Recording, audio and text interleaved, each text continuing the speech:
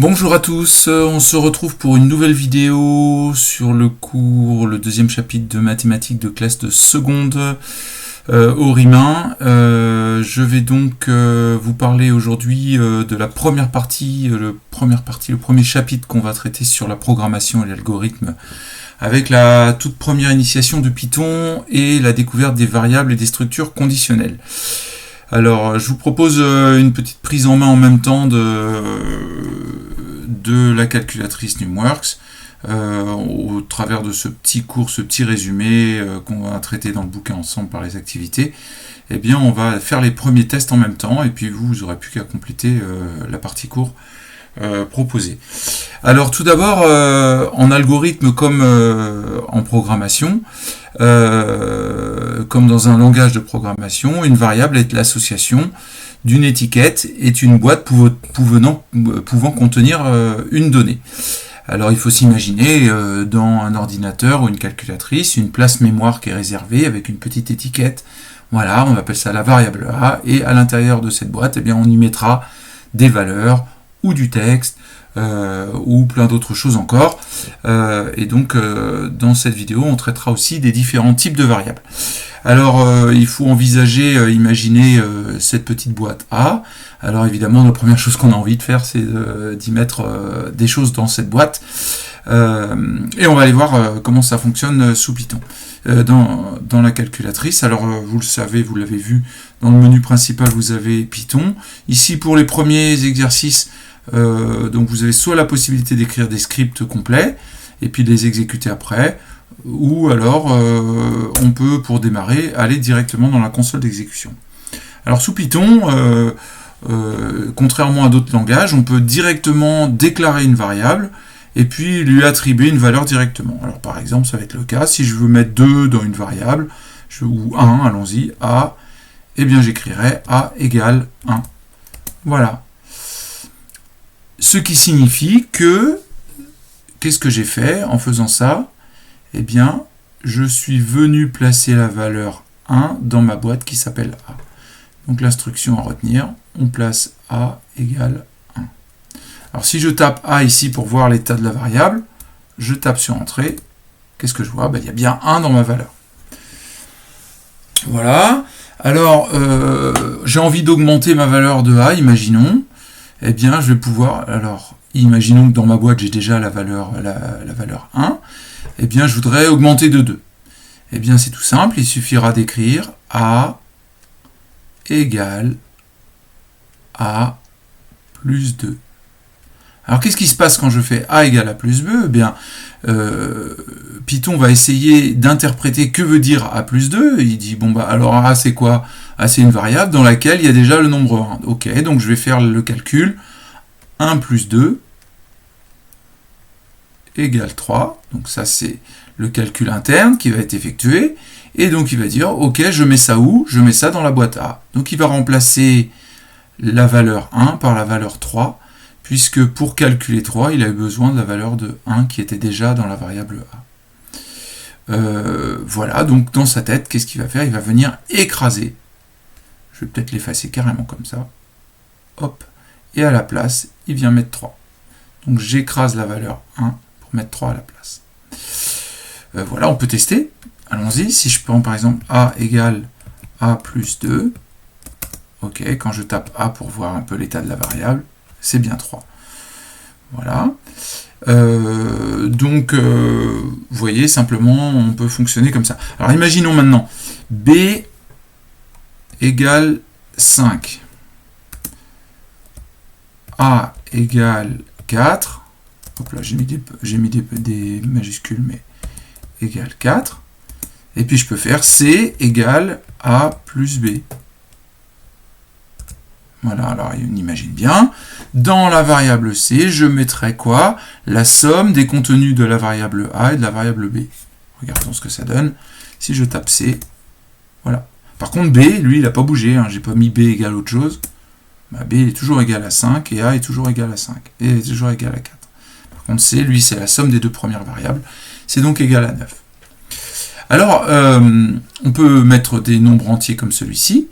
Et par exemple, si je tape a égale 5, on va revenir avec a égale 5, on va voir maintenant les différents types de variables. Si je tape a égale 5, eh bien, je peux connaître le type de la variable. On va voir qu'il est possible d'avoir des nombres à virgule, les nombres flottants, ce qu'on assimilera nous aux nombres réels, les nombres entiers, ce qu'on assimile aux nombres relatifs, aux antirelatifs, et puis par exemple les chaînes de caractères. Alors, il existe une fonction qui permet de savoir de quel est le type de la variable. Par exemple, si je tape type de a, alors a, nous on se dit bien, oui, c'est un entier naturel, hein. On regarde, ben oui, a égale 5, type de a égale int. Donc on va pouvoir avoir type de a, il me retourne, on va prendre simplement le résultat, int. Int qui signifie une réduction de integer, qui veut dire un entier. Voilà, remarquez que si je tape a égale moins 6, et que je fais type de a, qu'est-ce que j'ai fait moi comme bêtise? Ah, j'ai mis tube de a, bah, ça va pas aller.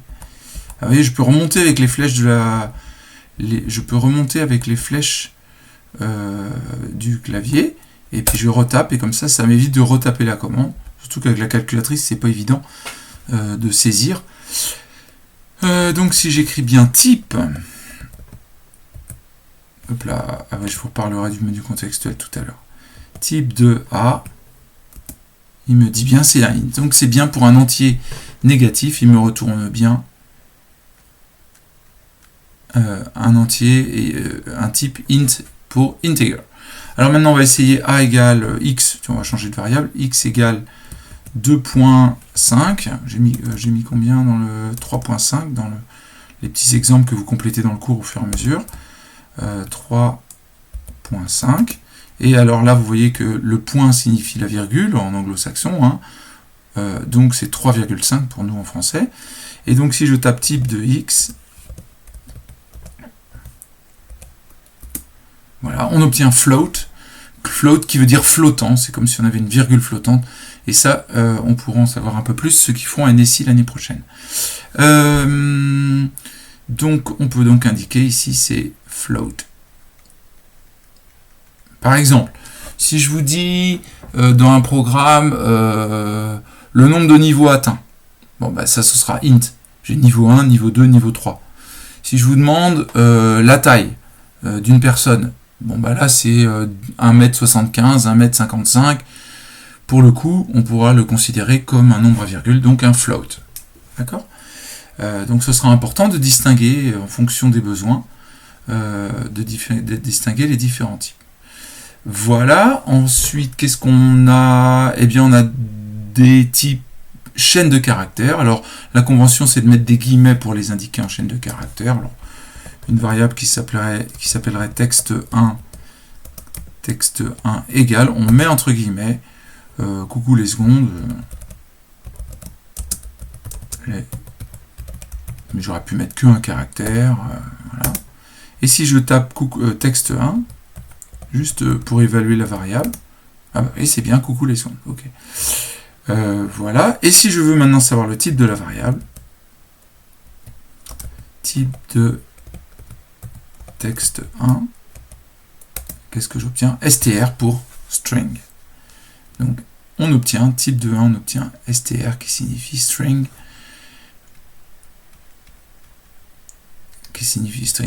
pour chaîne de caractères.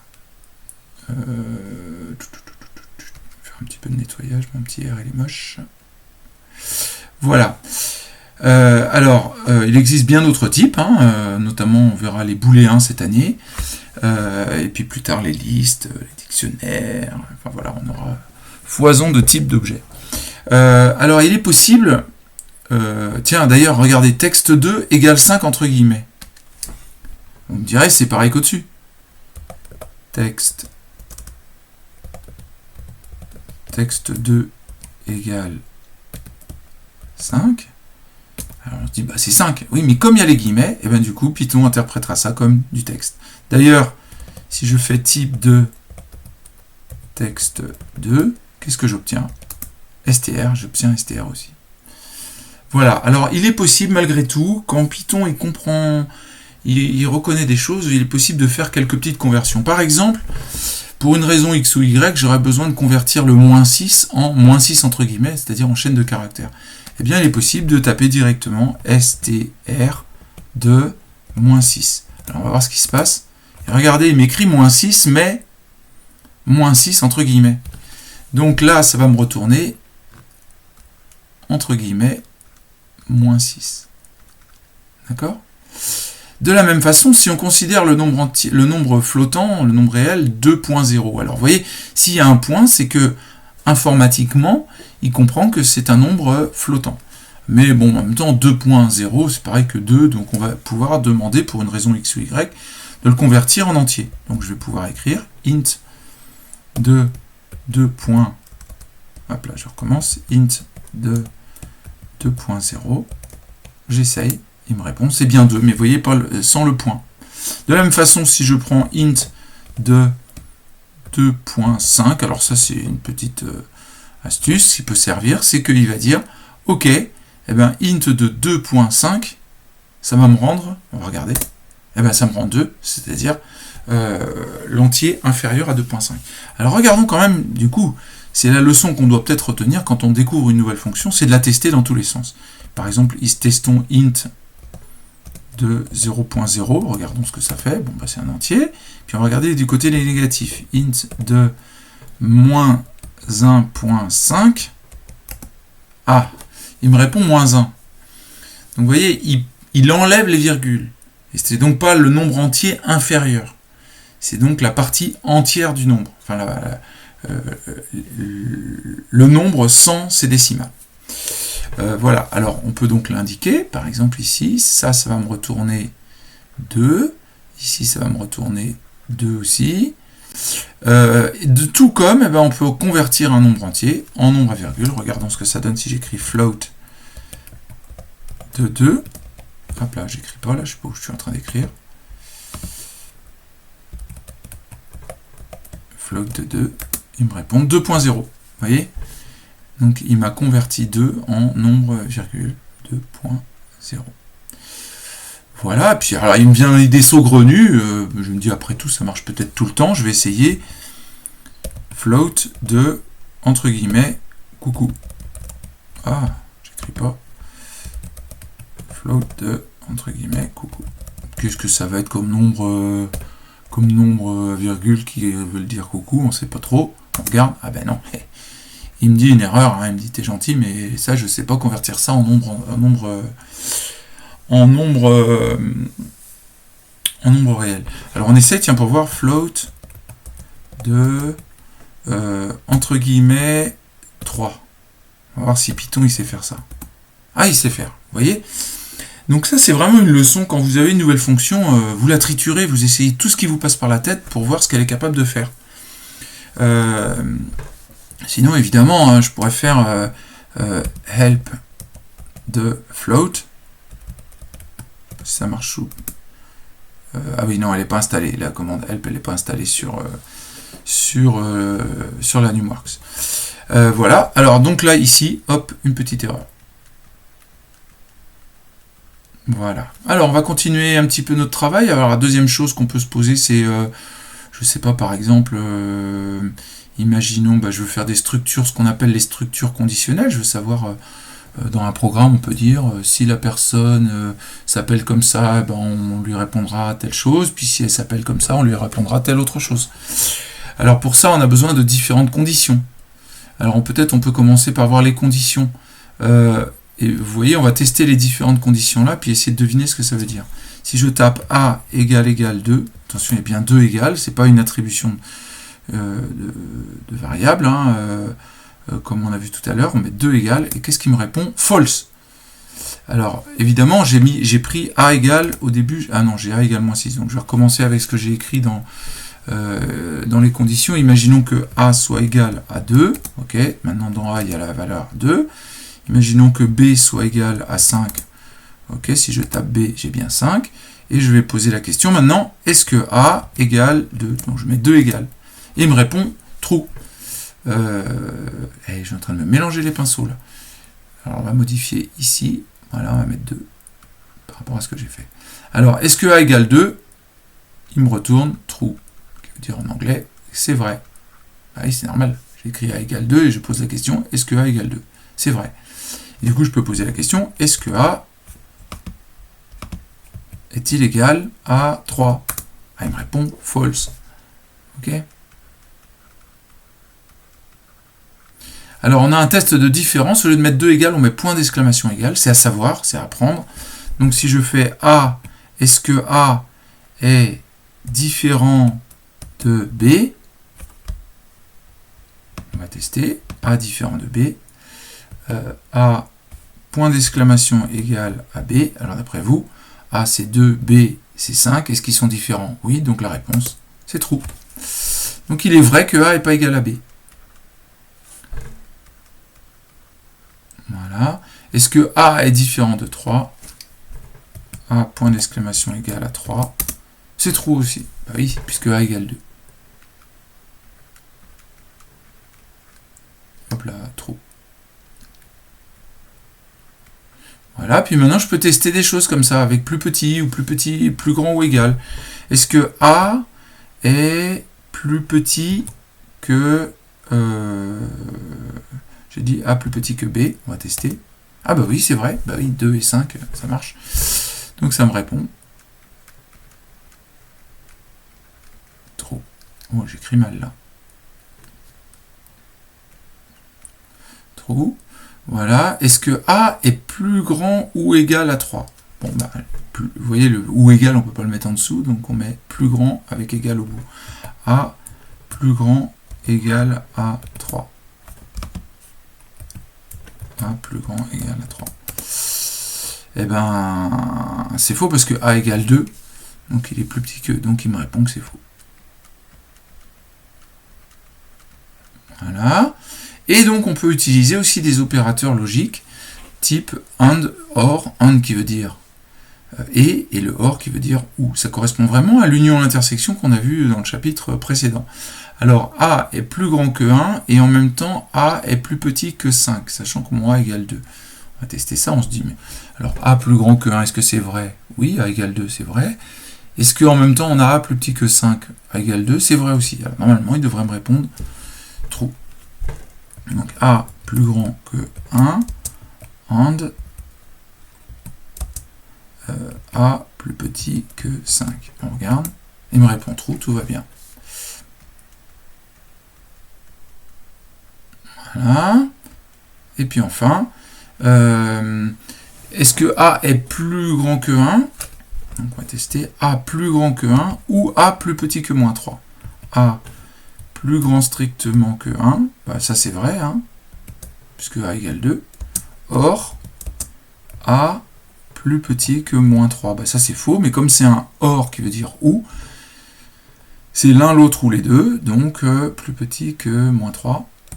Donc ça va devenir vrai aussi, parce qu'il vérifie une des deux conditions qui est A plus grand que 1, donc c'est bon. Donc ça c'est très pratique, on va le voir dans les exemples tout à l'heure. Alors les conditions. Peut-être pour ça on va avoir besoin d'un petit programme, ça va être l'occasion de revenir sur les programmes. On va faire un précédent ici, on va faire ajouter un script. Alors là j'ai besoin, voilà, ajouter un script, on va laisser test 1 ou T1, voilà. J'édite, j'appuie sur entrée, ok. Alors on verra plus tard le from mat import étoile qui est par défaut, mais pour l'instant on peut l'effacer, on n'a pas besoin. Alors par exemple pour une condition, on va tester, imaginons âge égale, on va prendre 15, votre âge, un entier, voilà, et on va tester un peu, savoir si j'ai le droit de conduire. Alors qu'est-ce qu'on, l'âge pour conduire, c'est pour conduire tout seul, c'est 18 ans, donc on va pouvoir dire if âge, alors comme on dit, plus grand ou égal à 18 ans, donc plus grand ou égal à 18 ans.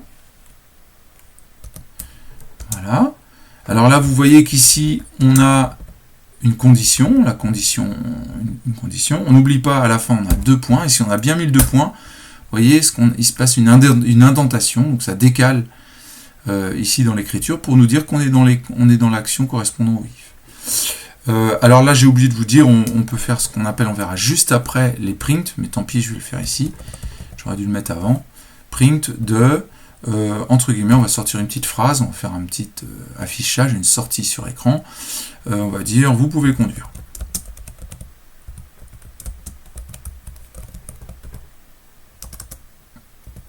Voilà. Voilà, alors on se dit bien que nous, on a mis 15, donc c'est mort, hein. Voilà.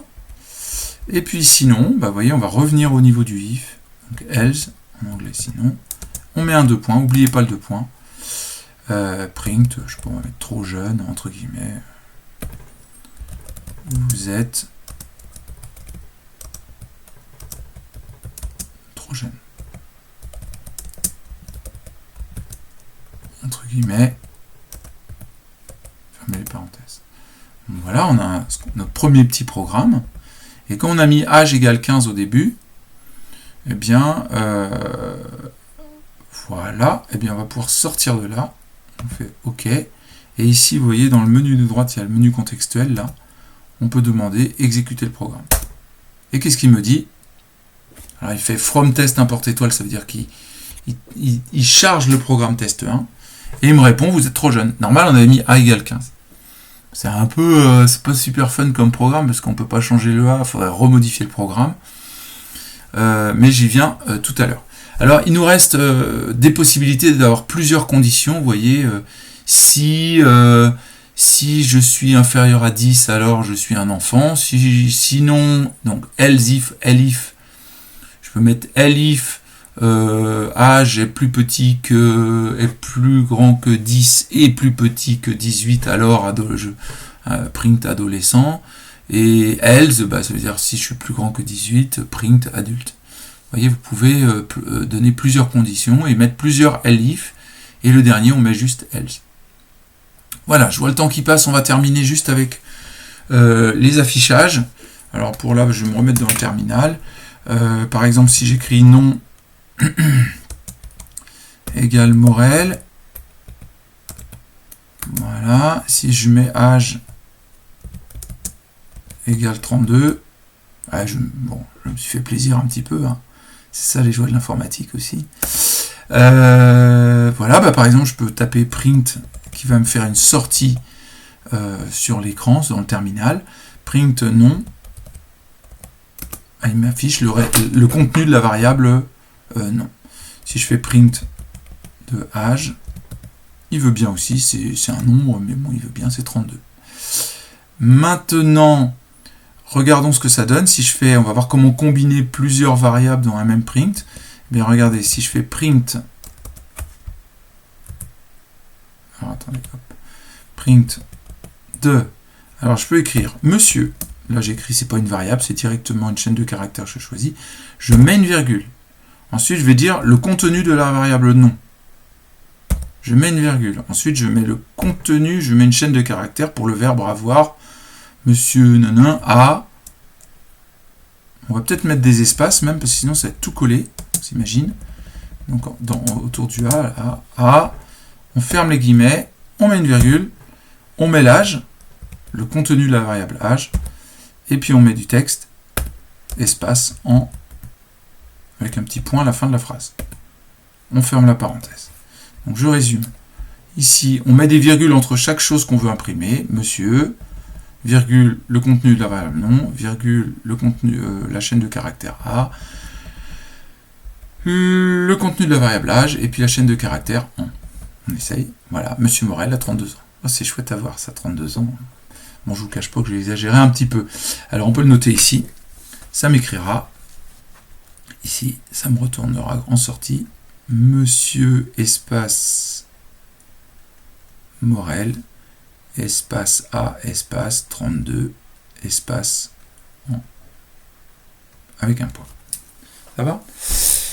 Alors ça manque un peu d'interaction, là effectivement je peux sortir vers l'écran et le terminal, je peux donner des valeurs, mais moi ce que je voudrais bien c'est que mon programme il m'interroge, il me pose des questions, et puis du coup il met les résultats dans des variables. Eh bien c'est le cas de la notion de la fonction input. Alors, par exemple, je peux tester nom, par exemple si j'écris ici, nom égale input de, entre guillemets, quel est ton nom. On va peut-être mettre un petit point d'interrogation, comme ça va faire plus joli, plus convivial pour l'utilisateur. Voilà. Et il me pose la question, quel est ton nom? Bah, je vais vers Morel. Voilà. Et donc maintenant, qu'est-ce qu'il a fait? Il a posé une question, j'ai répondu, et il a mis la réponse dans la variable nom. Par exemple, si j'essaye nom, bah, c'est bien Morel. Si je retape ici, quel est ton nom? On va recommencer. Morel, on va être petit, le nom de mon collègue. Et bien maintenant, dans la variable nom, il n'y a plus Morel, mais il y a petit. Ça va? Et d'ailleurs, si je relance ma commande ici, qui est ici, comme dans nom, il n'y a plus le même âge, il se trouve que Monsieur Petit a aussi 32 ans. D'accord? Donc le input, c'est pour rentrer une valeur. Alors ce que j'aimerais bien voir, c'est qu'on regarde type de nom. De nom. str. Donc le type de ma variable qui est en sortie donc dans l'entrée input, là, ce sera une chaîne de caractères. Voilà. Alors, c'est intéressant parce que si je rentre un nombre, par exemple, j'aimerais bien du coup, quel est ton âge? Quel est, non, il faut le mettre âge égale input de, entre guillemets, quel est ton âge? On ferme les guillemets, hop là, on ferme les guillemets, je mets les mêmes, et voilà. Donc il me demande quel est mon âge, ok, bah, je dis 32, d'accord. Maintenant si je regarde type de âge, pour savoir le type de la variable, qu'est-ce qui se passe? str. C'est-à-dire je ne pourrais pas calculer avec. Hein, et c'est donc l'objet de ma deuxième chose, là ici, si on combine avec ce qu'on a vu au début de la vidéo, c'est que je peux transformer, récupérer l'âge et le convertir en int. Donc si vous voyez, si je mets ça, au lieu de mettre input âge égale input, je vais prendre input de quel est ton âge et je vais mettre devant int de.